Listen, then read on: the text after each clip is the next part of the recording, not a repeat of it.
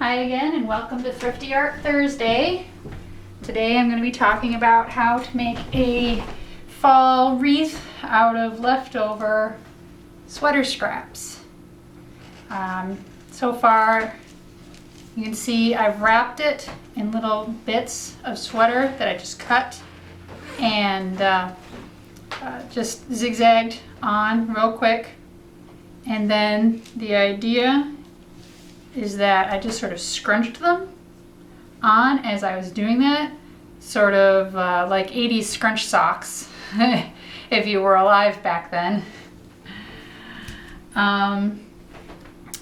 The thing that I wanted to show you is some of the embellishments that I'm going to be doing, like the leaves and the roses that I'm going to be kind of piling on here, like that, because those were the challenging parts. First, for the roses, the way I made them is I took a sort of vaguely triangular scrap. It doesn't have to be exactly this shape. It can be scraps, or you can just cut a rectangle and kind of cut it from corner to corner. And then you take it and you twist it.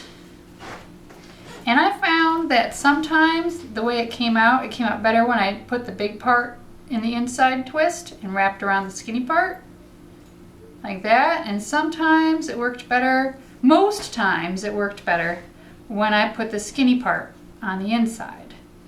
So you kind of twist it up, and then you take it, and I just started wrapping around my fingers and continuing to twist and twisting and wrapping. You don't want to wrap too tight.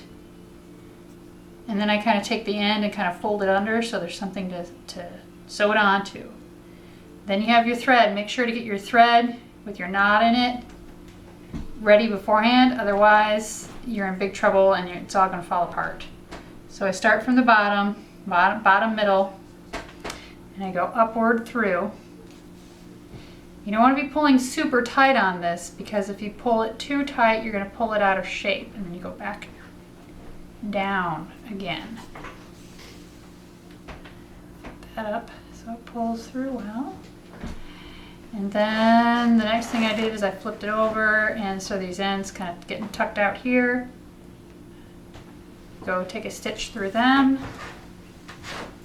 Again, you don't want to pull it too tight. And then look at your rows. Does this kind of look kind of weird and squarish? Maybe I should pull that in some. So then you have this pulled in, and you take a stitch through that. Each rose is going to be a little different. There we go. Voila, rose. Flip it over, take a stitch, and go through it a couple times. Pull it up. I suppose if you really, really wanted, you could probably just hot glue the whole thing, but I prefer to use thread because it's more sustainable.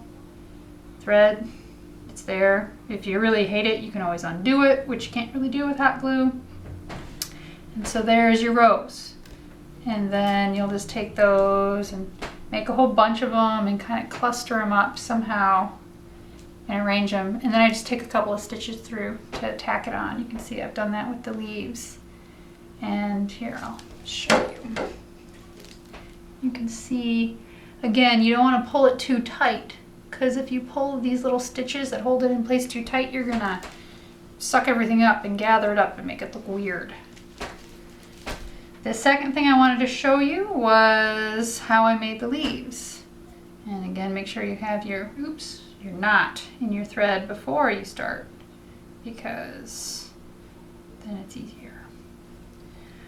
For this leaf shape, it's pretty easy. You just sort of cut an arc and then another arc, and you get leaf shapes.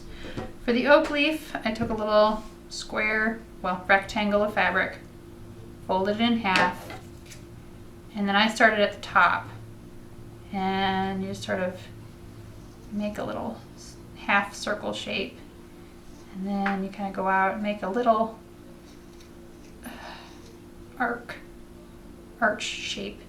You want to make that first one smallish, because then you're going to turn back around and you're going to make a bigger one that goes out a little farther, and each one is going to be a little progressively bigger as you go.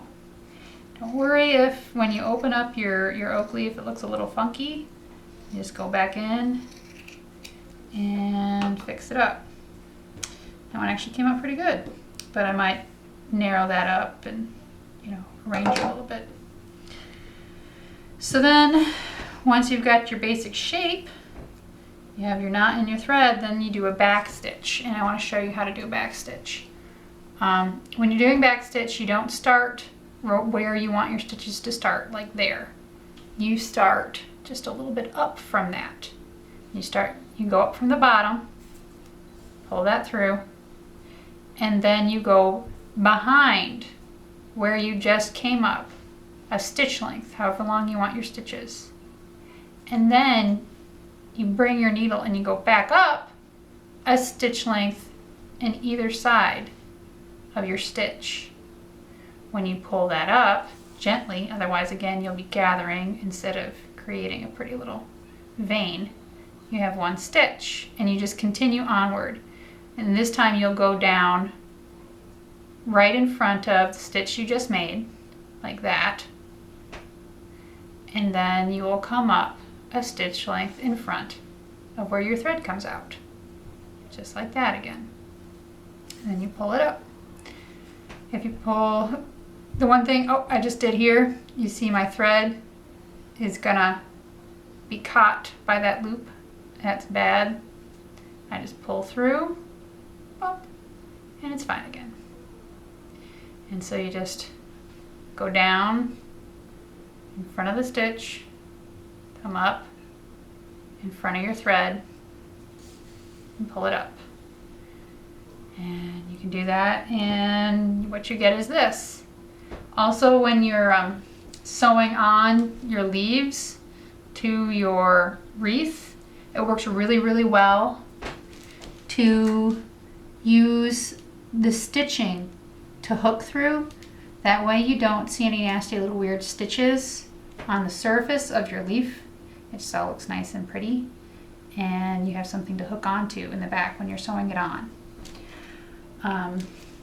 So yeah, that's pretty much it. Then once you have your leaves on, you sort of artfully arrange your roses, and there you have it. Thrifty Art Thursday. If you have any questions or any ideas, please feel free to leave a comment on my blog. That's www.dandelionladyseeds@blogspot.com or .blogspot.com. Anyway, hope you're having a great day.